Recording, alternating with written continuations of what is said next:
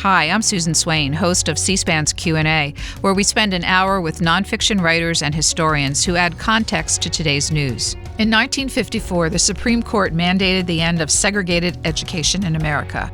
The story of the first black students to integrate Little Rock High School is well known, but a full year earlier, the town of Clinton, Tennessee was the first to attempt court-mandated desegregation. It's a story that was lost to history. Historian Rachel Louise Martin tells us Clinton's story this week, and we also discuss her interests in the politics of memory and the power of storytelling in addressing society's injustices. Our conversation will begin in just a moment.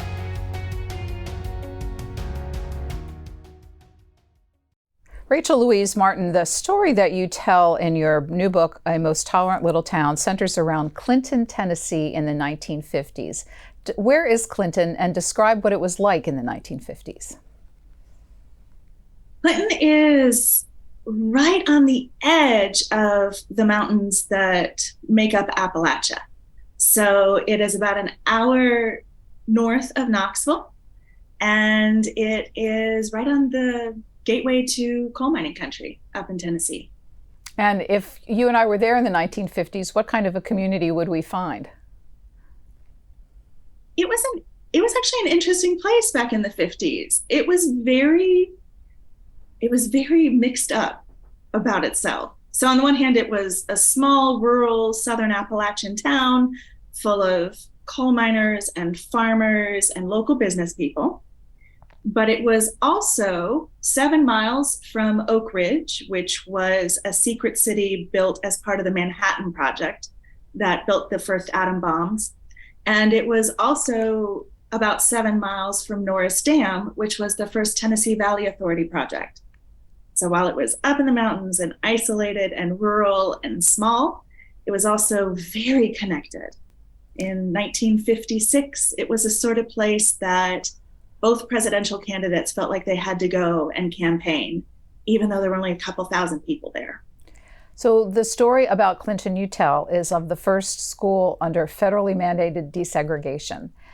How did it come to your attention? Because as you point out, we all know about Little Rock, but not so much about Clinton, Tennessee. It started out as a work assignment. After I finished my MA, I took a year off before finishing the rest of my graduate degree, and I worked as an oral historian for the Center for Historic Preservation at Middle Tennessee State. And there I was sent into lots of different tiny southern towns. I was usually supposed to do somewhere between 5 and a dozen interviews that would help support a National Register nomination or a new museum, which is what was happening in Clinton, or something like that. And so I would come in, I'd do a bunch of interviews for a couple days, I would take them back, transcribe them, and move on to the next place. Clinton stuck with me. I had never heard the story. I found what I was learning about it very compelling.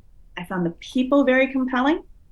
And so I ended up working on it for the next 18 years.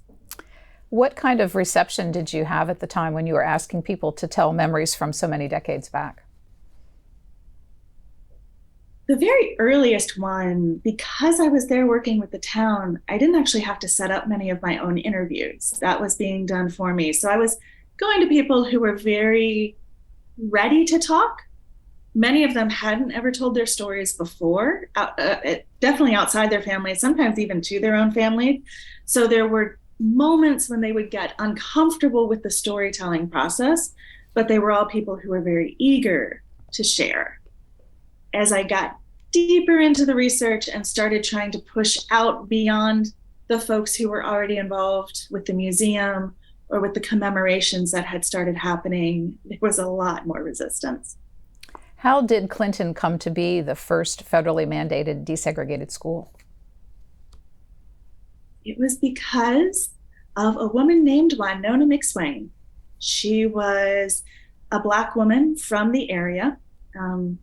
When she was coming up through school, they actually did not have any sort of secondary education available to Black teenagers at all.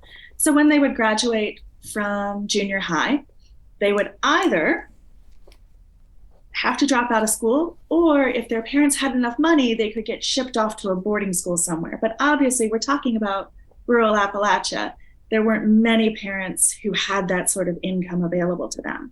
And so her education ended when she was about 13, and she had always wanted more. She had loved learning, and she really believed that learning was essential. So when her own kids were born, she had a number of them, she began working toward improving education in Anderson County, which is where Clinton is based. And she had a lot of different ways that she went about this. At one point, she actually convinced the county to pay for her kids to get sent away to school, to boarding schools. Her sons usually went to Nashville and lived with her sister in Nashville and went to a school in Nashville. Her daughters were sent off to a Methodist boarding school up in the mountains. But by 1950, the county had decided they weren't going to pay for that anymore. And so Winona McSwain was told her kids were going to have to go to a failing Black school a county away. And she said, absolutely not. That is an inherently unequal education. Clinton High School was one of the top-rated high schools in the state. You're not going to send my kids off to a terrible high school when they have an amazing high school just down the way. So she, along with, and her children who were of high school age, along with some other kids of high school age in the town and their parents, marched into the principal's office one day in 1950, and attempted to register for classes. The principal said, absolutely not. They went to the superintendent of schools. He said, absolutely not. And so they sued the county. And that became the case that in 1956 forced desegregation. What should we know about the federal judge who issued the ruling in their case? Oh, Robert Taylor was a fascinating guy. He had a deep roots in Tennessee politics. His dad and his uncle had both been governor and had actually competed against each other for various political posts over the years. And there are all sorts of stories about that. And he was someone who really tried to use his position to better life for people in his district as a federal judge. At the same time, he was absolutely a segregationist. And so after the ruling is placed in Brown versus Board of Education, and he's told that desegregation is now the law of the land, that separate is inherently unequal, he's left with quite a conundrum on his hands. And he becomes one of the first of the local citizens to say, I may not agree with desegregation, but I will follow the law. I call them the law and order segregationists. And so he ends up mandating school desegregation, even though he doesn't believe in it, because it is federal law. And he ends up having to enforce it. He's tested multiple times. There are many times he could have walked away and really decided not to pursue the implementation of his court order. And instead, he sticks with it. He makes it all the way through. How much time was there between him issuing the order and the start of the desegregated school year? He issues the order in January of 56, and the school year starts at the end of August.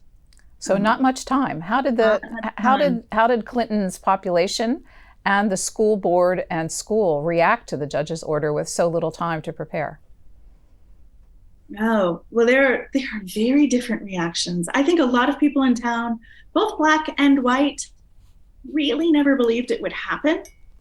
And some of the students who end up desegregating the school actually went back to their high school and bought tickets to their senior prom because they assumed they would still be going to their Black high school, that there's no way they would end up in a white high school the next semester.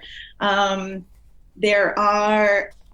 school board just refused to deal with it at all. They did not meet with the principal to discuss the implementation of the court order until almost the end of the first semester of school. So they did many things to try to stop it from happening through basic inertia, but they did not accept that it was happening for a long time.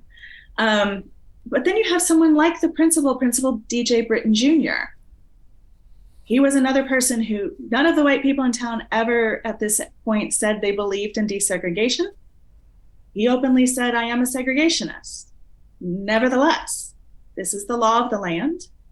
And as a principal, I am responsible for giving all of my students the best education possible. And so beginning that spring semester before desegregation, he started planning for it. He met with teachers. He found a teacher who would act as the Black students' unofficial guidance counselor.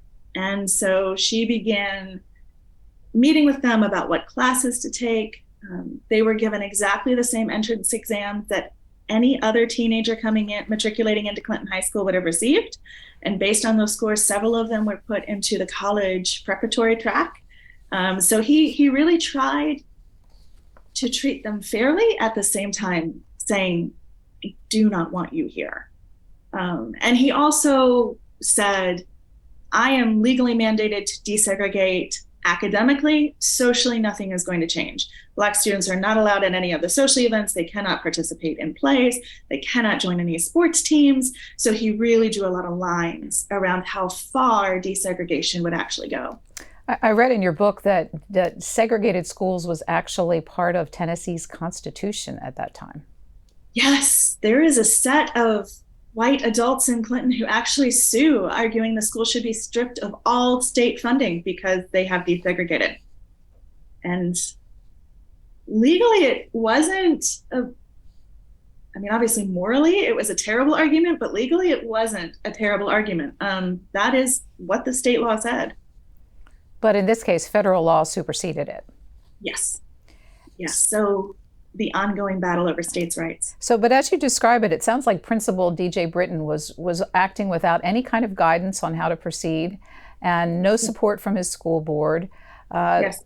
So where do you think he understood how to make this work? Even if he was opposed to it, he wanted to make it work. How do you think he operated in those months planning the opening day?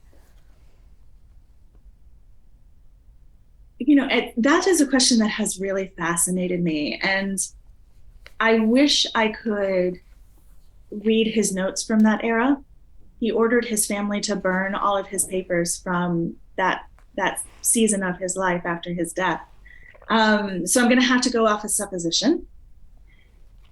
First, he was a very methodical man and someone who understood people quite well and understood teenagers remarkably well. He had great instincts as to how to interact with and handle people in a moment of difficulty, and knew how to diffuse situations very effectively.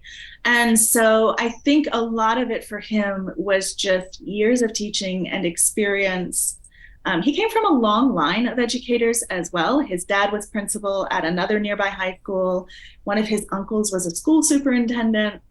His mom was a teacher. His wife was a teacher. So I imagine he also turned to them and said, what would you do here? How would you handle this? And then he was a consensus builder. He spent a lot of time meeting with parents and meeting both Black and white. He also met with students, and he spent a lot of time in faculty meetings, getting everybody at least to the point of saying, we will obey the law. He recruited the football team, even though many of them didn't want to do it.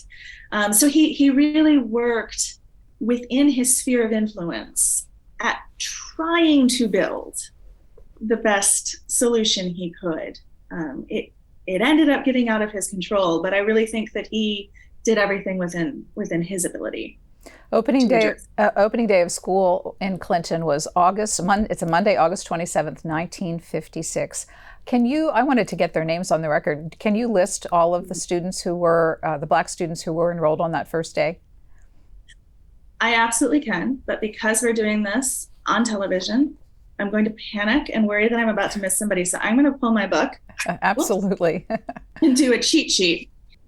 So the 12 Black students' names, alphabetized because I'm using my cheat sheet.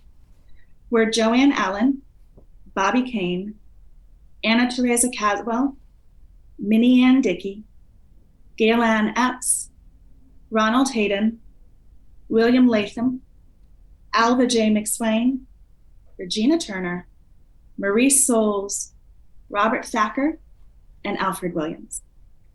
Thank you for that. The Black parents that enrolled their kids in Clinton High School were knowingly sending them off to the front lines of the racial justice movement, the civil rights movement in this country. How prepared do you think they were and their children were for what would lie ahead?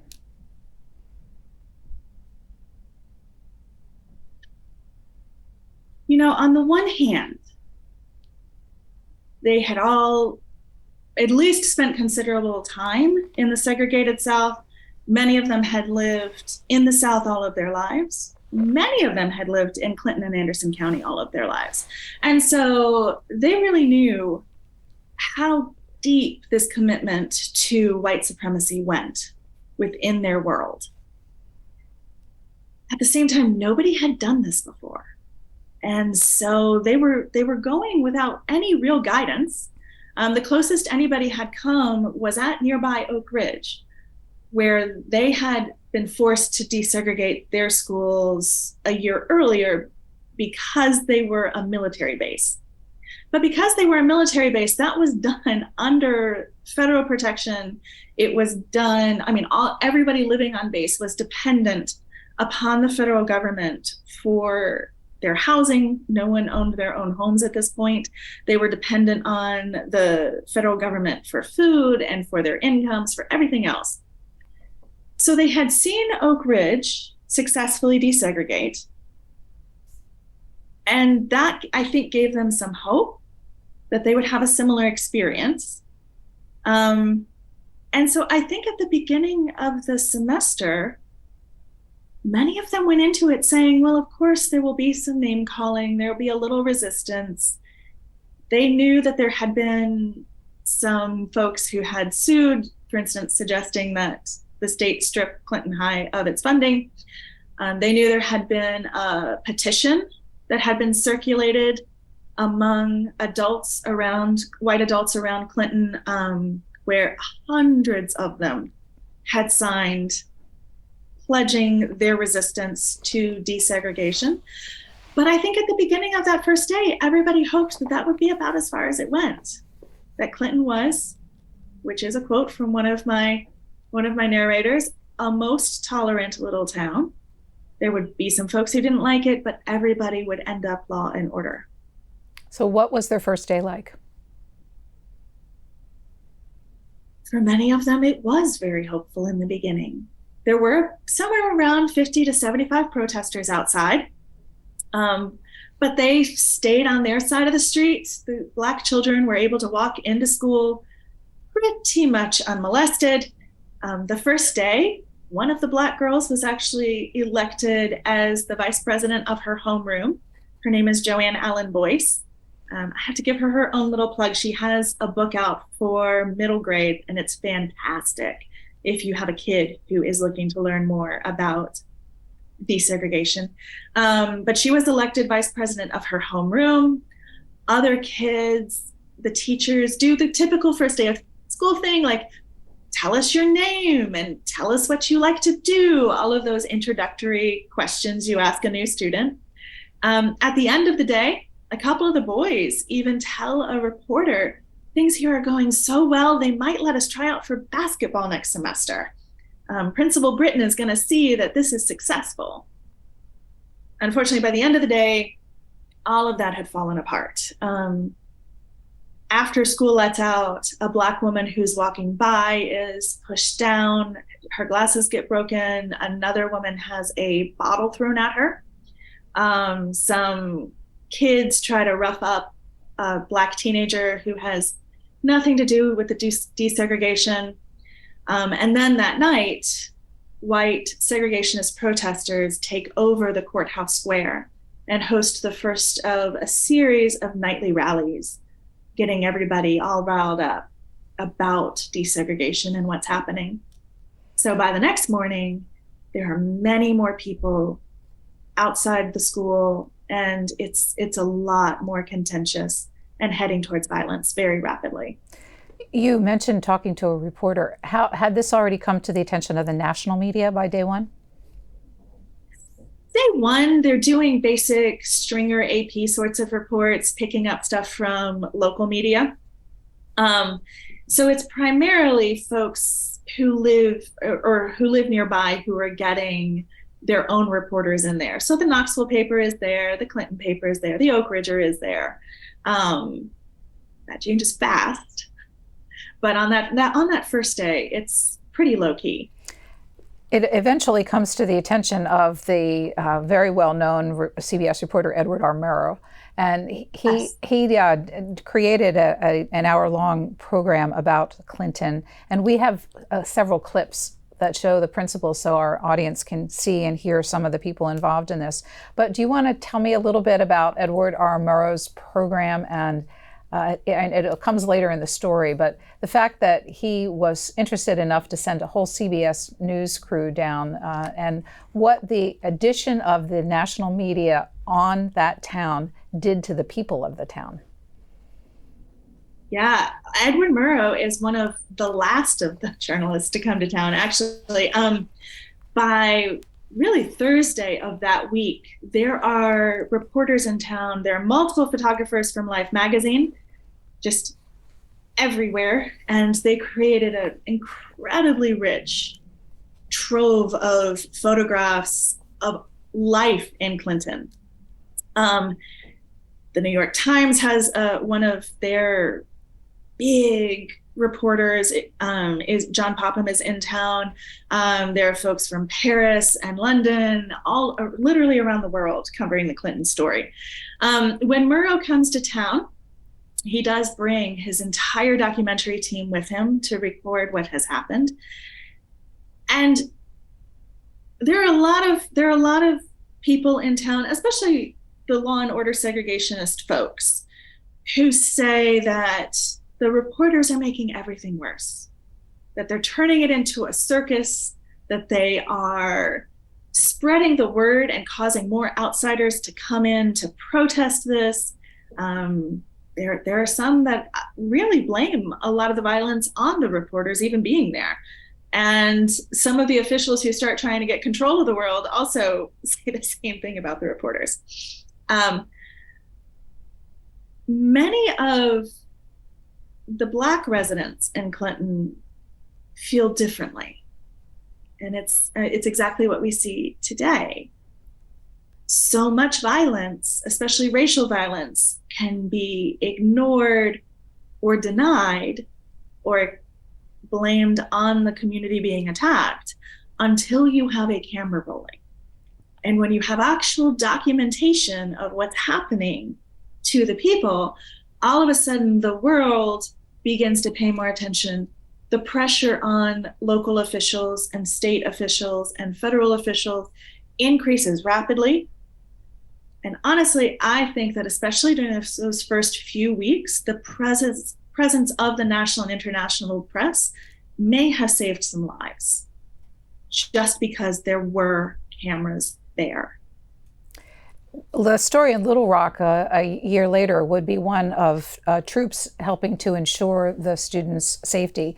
In those first couple of days, did they have any support from law enforcement or from the federal government, which had mandated this order, or were they really on their own as they navigated through the protesters?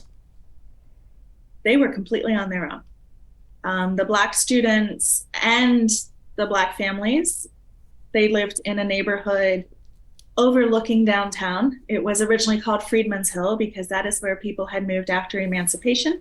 That got shortened by 1956 to simply the Hill. And the police provide them zero support, zero protection.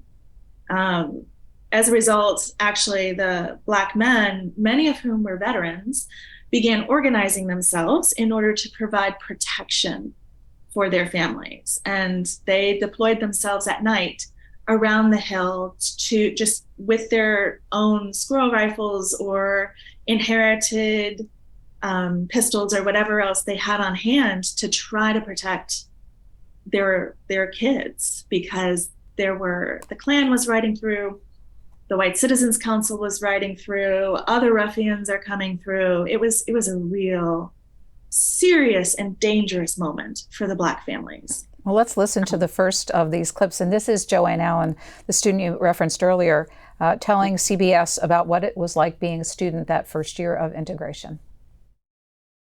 And then Monday morning, when we started school, there were only a few people around, and I thought maybe, well, they just here to be curious and they wanted to see us come in, and that they would leave later.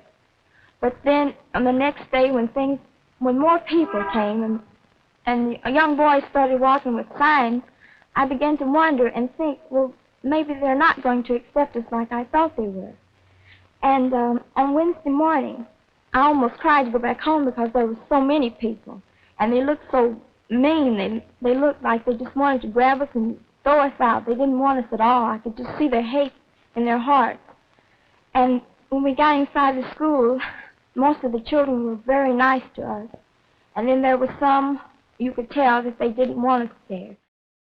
Rachel Martin, as the semester progressed, what was the learning situation like for both Black and white students with all of this attention on the town, with all of the people protesting outside? Were they actually able to learn?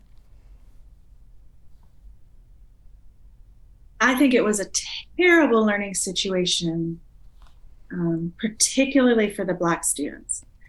At the moments of crisis, there are a couple of times when the riots outside the school get particularly bad and happen during the school day.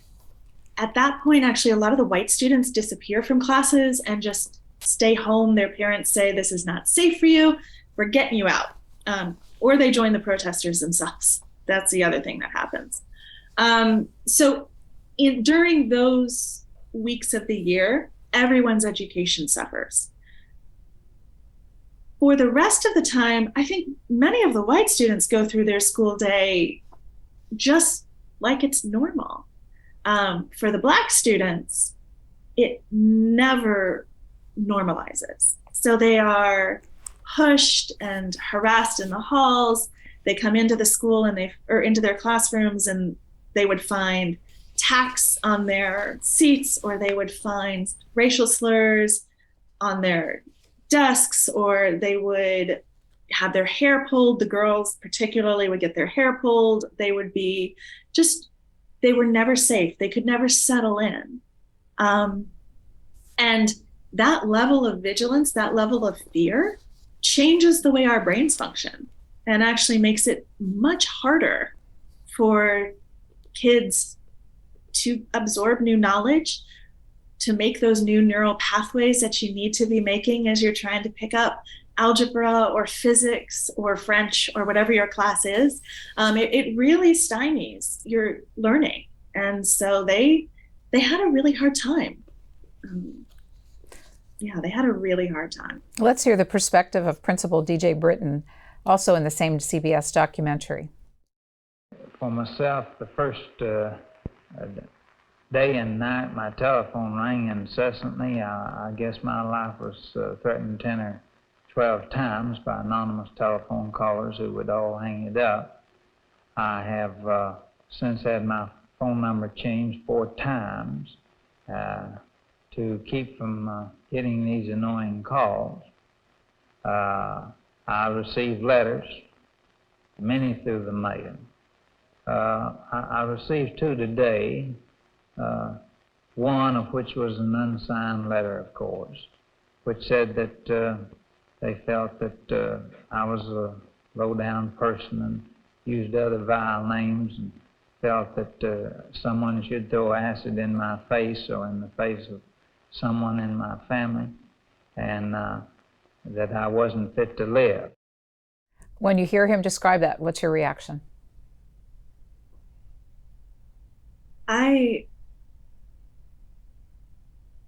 There are a few people from this story who haunt me, who really broke my heart as I learned about them, and Principal Britton is one of them. He ended up, I said he began the year as a law and order segregationist. He actually ended up being a fairly committed integrationist, and later in his career made some dramatic changes, implementing Black Studies curriculum at the new district he was superintendent of, and equalizing racial really, this experience really changed him. He's someone who grew quite a lot, but it also broke him. And I don't think we've spent nearly enough time talking about how fighting for justice and equality can cost people an incredible amount. The Black students, many of them walked away with symptoms of PTSD. Some of them continue to struggle with some of that to this day. And people like Principal Britton also, they were really broken by what happened. Agitating even further were some people from around the country. One person that makes many appearances in your story is a man by the name of John Casper. We're going to play a clip from him so people can hear what he had to say, and then you can tell us who he was and what role he played in Clinton, Tennessee's efforts at desegregation. I say integration can be reversed, it can be stopped anywhere, provided an attack is made at every single level. That meetings of the county court are attended, that the constant self-same demands are made, that people keep hitting the judge who made the original ruling, that pressure, tremendous pressure, is brought to bear on that school principal, on the school board, on the local newspaper, or whoever it is that happens to be responsible. There's no sense any longer appealing to Senator so-and-so, or President, or the Supreme Court judge. It has got to be a pressure down here which is more or less like a lit stick of dynamite, and you throw it in their lap and let them catch it, and then they can do what they want with it. Rachel Martin, who was John Casper, and what did he do in Clinton that changed the situation? John Casper was quite a character. He was originally from New Jersey and educated at Columbia. And then while he was at Columbia, he fell under the influence of the fascist poet Ezra Pound, who was actually in jail for having supported Hitler and Mussolini. Pound and Casper exchanged multiple letters. They averaged about one letter a week, from what I can calculate, over the next decade. And so Casper adopted a lot of Pound's philosophies around racial equality. He became a virulent anti-Semite, partially because of Ezra Pound. He was basically a neo-Nazi. He ended up learning about Clinton, and the Saturday before school desegregation happened, he rode the bus into the middle of town. He had a pocket full of dimes, and he started calling people. He walked around some of the white neighborhoods and tried to meet people. The local officials hear about him and say, oh, this guy cannot be allowed to continue this work. So they actually arrested him on Sunday for disturbing the peace, and I believe at that point also attempting to foment a riot, but I'm not positive. And he was kept in jail until Thursday of the first week of school. Now, he would tell you, if he was still alive, he would claim, and many of the law and order segregationists in town would also have said, that all the violence that happened after that was because John Casper came to town, that it was his fault. As I dug deeper into this story, the evidence really did not bear that out. He was one of several national segregationists who attempted to use Clinton to build their own reputation, their own name, their ability to lead the growing white supremacist movement that was happening across the country. So he definitely talks about having been a leader in Clinton. But he was an Ivy League educated Yankee who was in town for less than 24 hours before school started. He was not trusted by the local white supremacists. He was not offered leadership of their organization. In fact, I always get the names backwards, but one group founds the Anderson County White Citizens Council. And then I believe it's John Casper founds the White Citizens Council of Anderson County, and they are rival organizations. And they ban him from all of their meetings. He only has about a dozen people in his organization. And there are hundreds in the locally run organization. The local Clavern also bans him from their meetings. And by December, everybody is so sick of him that somebody actually bombs his headquarters to let him know, you have to get out of town. If you don't leave here, next time, it's your life. So he is blamed for a lot of the violence, but it was very much a homegrown movement from everything I can tell. He made, sorry for interrupting. He made reference to the stick of dynamite. And in fact, throughout your story, there is one bombing after another during that first year of Clinton High School. So much dynamite in that town. Why was that? There's so much dynamite in that town. It's coal mining country. About a quarter of the men in the county were at one point or another employed in the mines. So everybody has, and plus it's a rural county. You need to blow up tree trunks and get rid of stumps. And it's just explosives are very common. And anytime there had been any sort of labor protests in the town, there had always been the threat of dynamite being used. And with the desegregation conflict, dynamite actually is used. But it's such a common thing that at first, the first explosion is actually done with blasting powder, not dynamite. And the sheriff says, oh, that wasn't real. If they wanted to do damage, they would have. And so the first explosion is just kind of explained away or laughed at because everybody knows blasting powder doesn't do anything. It's a very different world.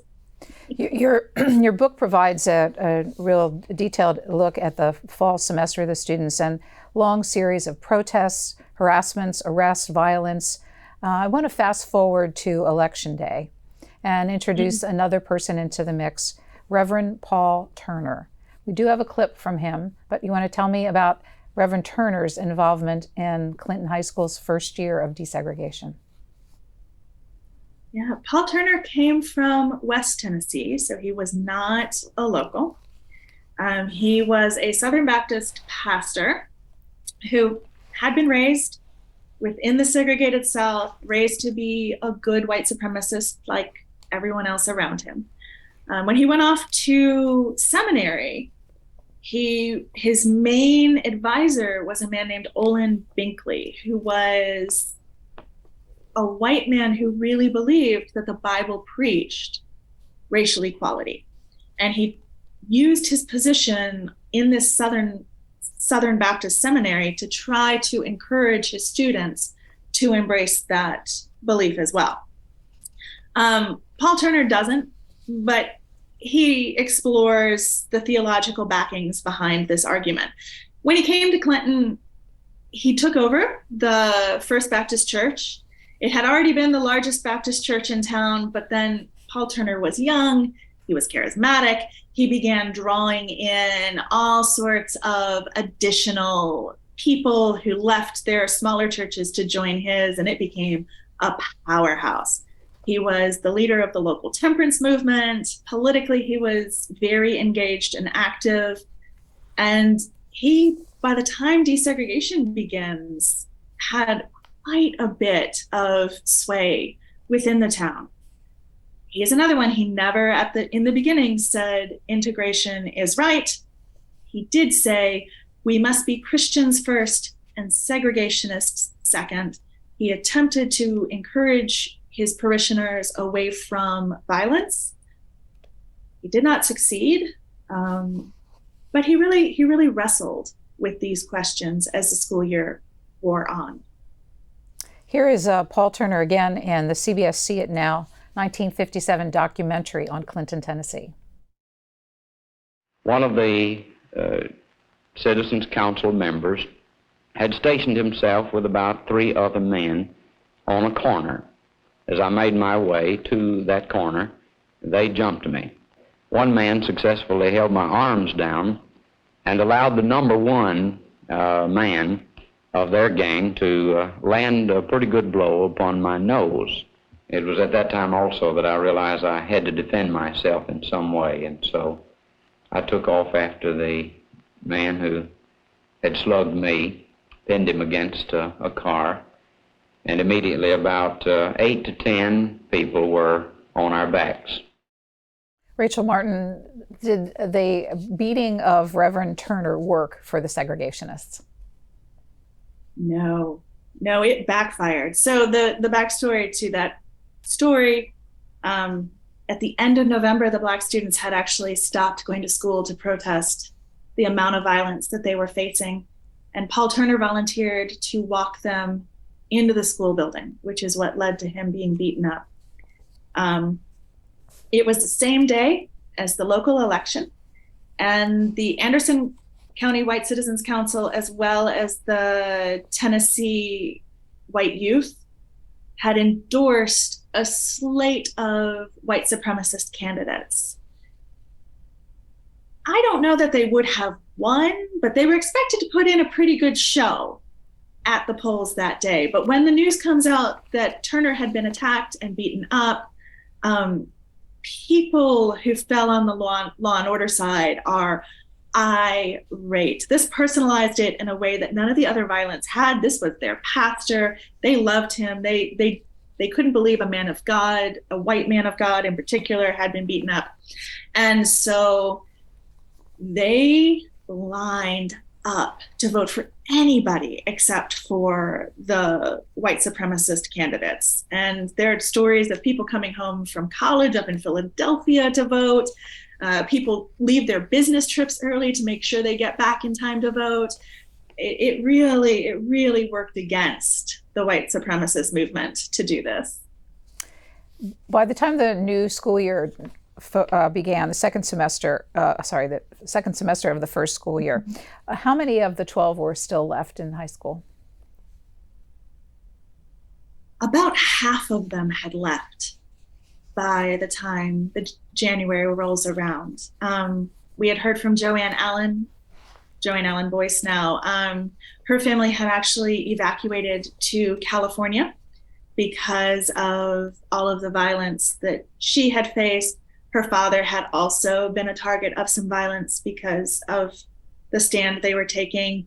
Several of the boys had decided they didn't want to put up with this anymore, and they dropped out of school and decided to go elsewhere. So the numbers by the beginning of the spring semester were much lower than they had been. The focus in the second semester for many of the protesters and white supremacists was one student, Bobby Kane. Why was he of particular interest? Bobby Kane was one of 2 Black seniors at Clinton High School that year. And there was a real feeling that it was one thing, if a freshman or a sophomore made it through a year of school, you didn't want that to happen, but you could still force them out of school or force, their parents, many of the Black students' parents lost jobs. You could force them out of town that way. And then they weren't included in the school yearbook, so you could kind of pretend it had never happened. If someone graduated from Clinton High and got a Clinton High diploma, however, the feeling was the school at that point was permanently desegregated. You could never deny, you couldn't pretend, it was over. And so the other Black senior was a kid named Alfred Williams. He was much older. He'd really struggled academically. And early in the second semester, the Tennessee White Youth actually drive him out of school. They provoke a fight. He was already struggling with his classes. The violence had kept him from being able to do well in his classes. And so he gets expelled from the school. That left only Bobby Kane as this kind of existential threat. And so he was the focus for the rest of that school year, as they tried to make sure he could never get that diploma. 1 week prior to graduation, describe the size of the local Klan rally that took place in. It was massive, and it sounds haunting as well. There was a white teacher, Margaret Anderson, who lived nowhere near where the rally took place, but said she could see the reflections of the flames from the fires in the night sky that night. It was huge. People around the town could hear the shouts, could hear the chanting. So, and it was part of what had been basically 9 months of similar campaigning and violence. And so it was a real demonstration for people who lived in Clinton that nothing had changed. They were as vulnerable as they ever had been. They were no closer to winning this fight than when they had started in August. That the white supremacists had not given in. They hadn't resigned themselves. It wasn't going to get better anytime soon. So was Bobby Kane able to graduate? He was. And he even was able to walk across the stage. So I think that should have been a very special moment for him. That should have been a moment of real triumph. Unfortunately, after he graduated, when he was taking off his graduation robes and attempting to, kind of finish out his day, he was attacked again. And he wasn't even allowed to have that moment. But he did have quite a summer, as you describe it, after school ended. What happened to him over the next couple of months? Well, he was the first Black graduate from a formerly all-white school that had been desegregated as a result of Brown versus Board. And so civil rights institutions and large Black churches around the nation brought him in. He appeared at one point with Jackie Robinson at a massive rally in New York City. He's hosted at several of the large Black churches up north. And then one of the Black papers says, oh my goodness, his dad had struggled to find work as a result of desegregation. His family financially had really been impacted by this. And so they began taking up a collection to fund his college tuition so that Bobby Kane could go to college. And it ended up being enough to let him graduate debt-free. So he had quite the summer after it all happened. So the new school year opened in 1957 without Principal Britton, who was exhausted and stepped down. The new principal came into place, and was he better able, after a years of experience, to navigate what the second year would be like? W.D. Heumann, the new principal, was apparently a very gruff man, very different from D.J. Britton in all ways. He was quite a bit taller, just quite a bit more intimidating, did not care if people liked him at all.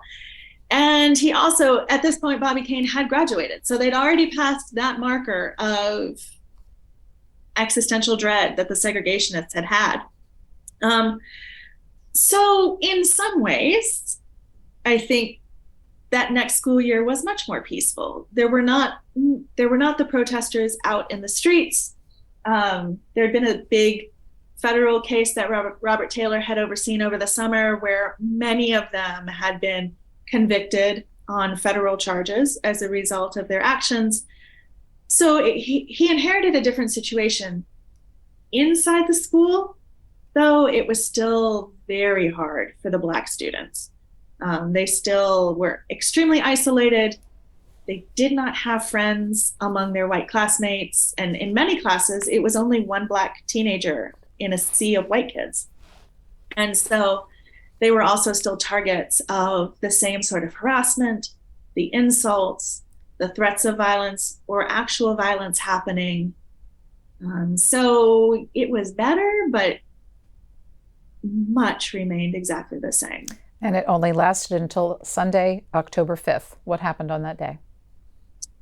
Yeah, that was actually the next school year, which for me is one of the fascinating questions. Yeah, it was basically the third year, October 5th, 1958. Unknown, well, theoretically unknown. I've heard multiple people in Clinton say they know exactly who it was. But anyway, theoretically unknown. Instigators put about 100 sticks of dynamite at key places around Clinton High School. And again, these are people who know and understand dynamite. They're not just sprinkling it. They put it exactly where they know it will do the most damage. And they blow up the high school and destroy it. It was completely gone. What was the reaction? the teachers and the students say, you don't get to win.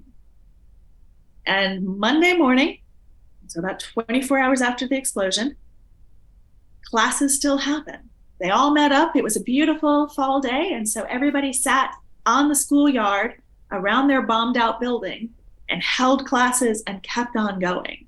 A lot of the other white law and order segregationists they find an abandoned Black elementary school in Oak Ridge and do their best to retrofit it as a high school. And so they begin using that as their high school. Local officials start trying to figure out how to rebuild the high school. So lots of folks go into that basic damage control mode. But they also say it is time for us to come to some sort of détente. I don't think you can say that they found peace, but they chose silence. And everyone basically quit talking about what had happened in 56 and 57 and said, in order for us to coexist, we just have to stop. And so at that point, many people really just quit talking about the issues in the town, about the violence that had separated them, about any of these other larger situations that the desegregation had brought to light. We have about 7 minutes left. After the bombing of the school, 2 national figures became involved in Clinton to help them move forward. Columnist Drew Pearson, and for people that don't know him, he was enormously influential at that point in his career, a nationally syndicated columnist, and also the evangelist Billy Graham. How did they assist Clinton, and how impactful were they? Well, Drew Pearson was one of the first people on the scene. He was there long before any of the other national media arrived, and he began writing about the high school and the destruction of it and what had led to this. And he concocted a plan that he asked other teenagers around the nation to give up a Coke. At that point, a Coke cost a nickel, and a brick to rebuild Clinton High School cost a nickel.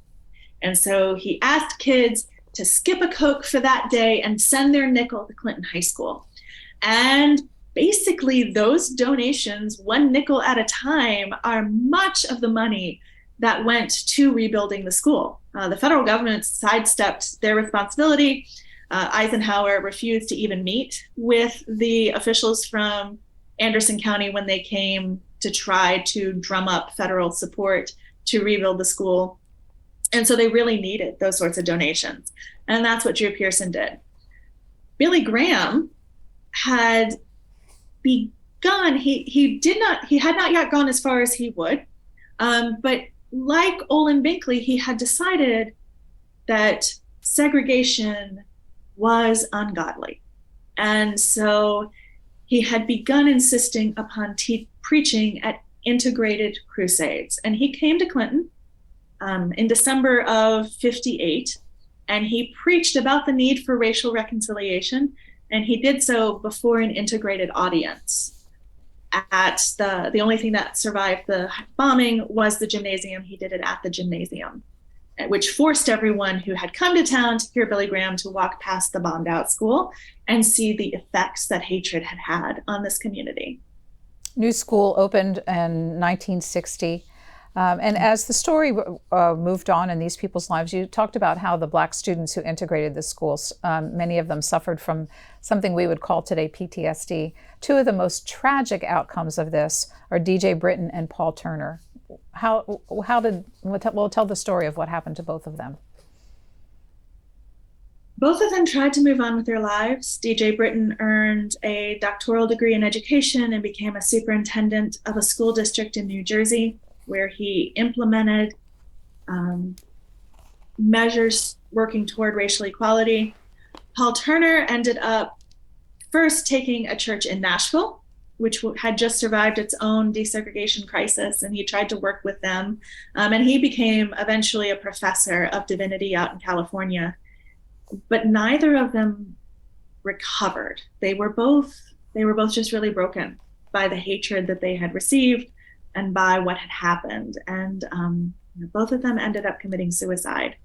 And their families all said that it was a result of what had happened to these two men in 56. So in the couple of minutes we have left, if you went to Clinton today, what would you find? Oh, well, in some ways, the town itself looks, especially downtown, looks so similar to 56. So if you pull up the Life magazine photos and you look at the downtown, you're going to think, oh my gosh, I know right where I am. That's where that happened. But at the same time, obviously, it's almost 70 years later. It's changed quite a bit. But if you do go to Clinton, I encourage you to head past the courthouse, go past the rebuilt high school, which is now Clinton Middle, and go up the hill, because at the top of the hill is what used to be the Black elementary school. And it has been transformed into a fantastic museum dedicated to the Black community up there and to the 12 Black teenagers who had desegregated Clinton High. And there's a very moving statue, life-size statue of the 12 of them poised to walk down the hill that first day of school. So it's a moving commemoration. And you note that the story of Clinton is how people persevered and that they were just everyday folks, notable for their ordinariness. Yeah, we have this myth that somehow change is affected by heroic figures, incredible speakers. Change is a matter of people like you, like me, just very normal people showing up and doing the hard work in their own little corner of the world. And these were some people who did that. Their radical action was that they went to school and they demanded to learn. Rachel Martin, as we close here, how do you see Clinton High School and the people of Clinton fitting into America's modern civil rights history? I think it is very unfortunate that they have been overlooked, because they offer a different lesson than Little Rock or New Orleans with Ruby Bridges or some of the other places do. Clinton High School is a story of students and teachers and parents, both white and Black, finding their way through and persevering. And as such, I think it gives us a real model for what it takes to work toward equality within our nation. Today, schools around the United States are more segregated than they were in 1968, the year that Martin Luther King Jr. was murdered. And we are resegregating our schools rapidly. And I think the dedication and the determination of these students and these educators is the sort of daily grit that is required for us to reverse that trend and to find actual solutions to the problems we face as a nation. It's not quick. It's not easy. It takes every one of us being committed and continuing to show up. And that is what these students and teachers model for us. The book about Clinton, Tennessee is called A Most Tolerant Little Town, The Explosive Beginning of School Desegregation. Rachel Louise Martin, thank you so much for giving us an hour of your time. Much more detail, many more stories inside the book, but thanks for sharing so many of them today. Oh, I have appreciated this. Thanks so much for wanting to highlight the story. Thanks for listening to C-SPAN's Q&A. Remember, if you subscribe to this podcast, you'll never miss an episode. And I'd really like to hear from you about our interviews. You can email me at podcasts, that's podcast with an S, at c-span.org. Your feedback is welcome.